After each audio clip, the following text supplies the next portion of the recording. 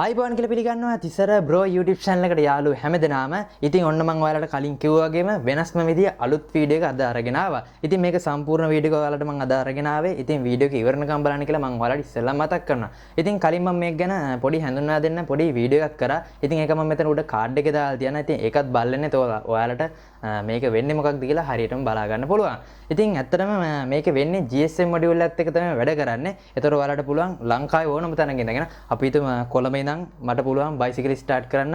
අපි හිතමු බයිසිකලේ ගාල්ලි කියලා තියෙන්නේ. මම කොළඹ ඉඳන් SMS එකක් කරනවා ගාල්ලේ තියෙන මේ බයිසිකලේ ස්ටාර්ට් වෙන. ඉතින් මේ වගේ ලංකාවේ ඕනම තැනක ඉඳන් මේ බයිසිකල් ස්ටාර්ට් කරන්න පුළුවන්. ඒ වගේ ස්ටොප් කරන්න පුළුවන්. අපි තව ඔප්ෂන් හදාගත්තොත් ඒ ඔප්ෂන් වලට අනුවත් වැඩ කරන්න පුළුවන්. ඉතින් මේකට මම භාවිතා කරන්නේ GSM මොඩියුල් එක. ඉතින් ඒක ගැන මම කලින් ටියුටෝරියල් එකක් කරා. ඒකත් මම මෙතන උඩ කාඩ් එකේ දාලා තියන්න. ඒතර ඔයාලට GSM මොඩියුල් එක ගැන හරියටම ඉගෙන ගත්තයින් පස්සේ මේ වගේ නිර්මාණ කරන්න පුළුවන්. ඉතින් මම පොඩි මේ අත්හදා බැලීමක් කරේ. මේක තව වැඩි දියුණු කරන්න පුළුවන්. ඉතින් වීඩියෝට යන්න කලින් පොඩ්ඩක් මේ ටික හඳුන්වා දෙන්න ඕන. ඉතින් ඒක මම දැන් හඳුන්වා දෙන්නම් ඔයාලට. හරි යාළුවනේ. මේකෙදි වෙන්නේ මෙන්න මේ වගේ දෙයක්. ඒ කියන්නේ අපි GSM මොඩියුල් එකත් එක්ක තමයි වැඩ කරන්නේ. එතකොට අපි මැසේජ් සෙන්ඩ් වෙන්නේ AT කමාන්ඩ් වලින්. ඉතින් AT කමාන්ඩ් වලින් මේ අපි යවන මැසේජ් එක අපි අපේ කෝඩ් එකේ ලියාගෙන තියෙන විදිහට අපි හිතමු පාස්වර්ඩ් එකක් දවලා දානවා. පාස්වර්ඩ් එකක් දාගත්තාන් පස්සේ අපි පාස්වර්ඩ් එකේ තියෙන අකුරු අපි හරියටම යවන්න ඕනේ. නැත්නම් ඒ පාස්වර්ඩ් එක වැඩ කරන්නේ නැහැ. ඉතින් ඒ වගේ දෙයක් තමයි අපි මෙන්න මේ ප්‍රෝග්‍රෑම් එකේ ලියලා තියෙන්නේ. එතකොට අපි එතනට දාගත්ත පාස්වර්ඩ් එක තමයි අපි මේ අපේ ෆෝන් එකෙන් සෙන්ඩ් කරන්නේ. එතකොට ඒක GSM මොඩියුල් එකට ගිහිල්ලා ඉවරලා ඊට පස්සේ අපේ ප්‍රොජෙක්ට් එක වැඩ කරන්න ගන්නවා. අපි හිතමු වෙන අපි පාස්වර්ඩ් නැතුව අපි වෙන මොකක් හරි මැසේජ් එකක් යවනවා. අපි දාගත්ත පාස්වර්ඩ් එක නෙමෙයි අපිට හිතන නිකන් මැසේජ් එකක් යවනවා. ඉතින් මේක සෙන්ඩ් වෙනවා අපේ GSM මොඩියුල් එකට. නමුත් අපේ ප්‍රෝග්‍රෑම් එක අපි ලියාගන්නේ මේ ආපු මැසේජ් එකට වෙන්න ඕන දෙයක්. ඉතින් ඒ හින්දා මේක ආන්සර් කරන්නේ නමුත් GSM මොඩියුල් එකට නිකන් යනවා. ඉතින් ඔන්න ඔය දේ තමයි තියෙන්නේ. ඉතින් මම දාගෙන තියෙන්නේ බයිසිකල් ස්ටාර්ට් කරන්න ස්ටාර්ට් කියලා. ඒ වගේම බයිසිකලේ නවත්තන්න මම ස්ටොප් කියලා දාගෙන තින්නේ. ඒ වගේම අපි යතුරට කී කියලා දාගෙන තින්නේ. ඉතින් මේ ෆන්ක්ෂන් තුනක් තමයි මම ලියාගෙන තින්නේ. ඒවට අදාළ මැසේජ් තුන මම හරියටම ඇහුවයින් පස්සේ අපේ බයිසිකලේ මේ විදිහට වැඩ කරනවා. ඉතින් මේකේ මම තුනක් නෙමෙයි ඔයාලට ගොඩක් නිර්මාණය කරගන්න පුළුවන්. ඉතින් මම ඔයාලට පොඩ්ඩක් මේක කියා දෙන්න ඕනේ තමයි මෙහෙම ඔයාලට මේක කිව්වේ. හරි යාළුවනේ. එහෙනම් අපි වැඩි කතා නැතුව යන් අපේ මේ වීඩියෝ එකට. ඉතින් ඔයා මගේ channel එකට අලුත් කෙනෙක් නම් පහළ තියෙන රතු පාට බටන් එක ඔබලා subscribe කරන්න. ඒ වගේම මතකතු පහළ තියෙන bell icon එක දාලා තියෙන මම දාන මේ වගේ අලුත් වීඩියෝ බලන්න පුළුවන් වෙන. එහෙනම් දැන් යන් අපේ මේ වීඩියෝ එකට. හරි මම දැන් ඔයාලට බයිසිකල් ස්ටාර්ට් කරලා වෙන්න නම්. ඉතින් යතුරු මගේ අතේ තියෙන මම ෆෝන් එකෙන් තමයි ස්ටාර්ට් කරන්නේ. ඉතින් මම ෆෝන් එකේ මේ විදිහට මම ඉස්සෙල්ලා මෙන්න මේ විදිහට අපේ SIM එක සිලෙක්ට් කරලා ඒකට මැසේජ් එකක් තමයි යවන්නේ. මම මෙතන ටයිප් කරන්නේ ස්ටාර්ට් කියලා. හරි මැසේජ් එක ටයිප් කරා මම දැන් මේක සෙන්ඩ් කරන්න. ඉතින් යතුරු මගේ අතේ තියෙන වලට පේනවා ඇති. මැසේජ් එක සෙන්ඩ් වුණා. හරි ඔයාලා දැක්කා අපේ බයිසිකල් ස්ටාර්ට් වුණා. ඉතින් මම දැන් මේ යතුරු මගේ අතේ තියෙන්නේ. ඉතින් මට පුළුවන් මේ බයිසිකලේ යතුරු මගේ අතේ තිබුණත් අපේ බයිසිකලේ නවත්තන්න. ඉතින් ඒකට මම මැසේජ් එකක් දාගෙන තියෙනවා. ඉතින් ඒක මම මෙතනින් මෙහෙම ආයි නැවත සෙන්ඩ් කරන්න. ස්ටොප් කියලා මම දාන්න තියෙන්නේ. මම ඒක සෙන්ඩ් කරන්න මෙහෙම ස්ටොප් කියලා ටයිප් කරනවා. ඊට පස්සේ මැසේජ් එක සෙන්ඩ් කරනවා. හරි මැසේජ් එක සෙන්ඩ් වෙනවා. යතුරු මගේ අතේ තියෙන්නේ. හරි ඔයාලා දැක්ක අපේ බයිසිකලේ නැවතුණා. ඉතින් මේ ස්ටොප් කරන් පස්සේ අපිට බයිසිකලේ කවටවත් අරන් යන්නත් බෑ. මොකද යතුරු තිබුණා. ඉතින් මම ඒක ඔයාලට දැන් පෙන්නන්න. මම දැන් මේ යතුරු අරගෙන ගිහලා බයිසිකලේට දාන්න. මේ විදිහට මම ගන්නම් යතුරු මම දැන් දානවා බයිසිකලේට මෙහෙම. හරි. ඉතින් දැන් මම මේක ඔන් කරන්න මෙහෙම අපේ කට්ට ටිකට. හරි. බයිසිකලේ යතුරු ඔන් කරා. ඉතින් මම සෙල් ස්ටාර් දැන් ගහලා පෙන්නන්න.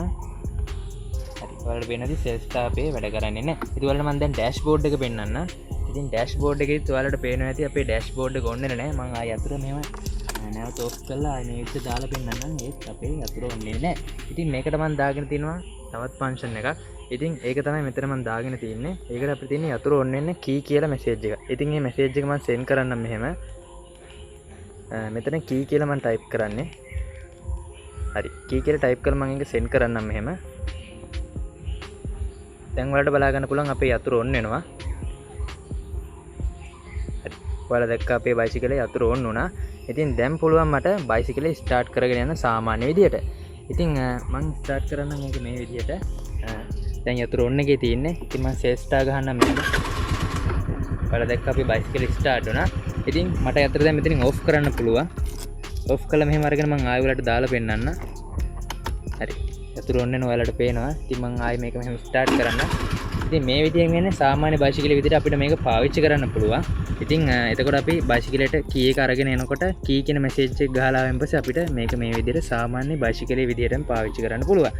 ඉතින් මම දැන් ඔයාලට පෙන්නන්න මේක සම්බන්ධ කරලා තියෙන්නේ කොහොමද කියලා. හරි ඉස්සෙල්ලා මම මේක ගලවන්න.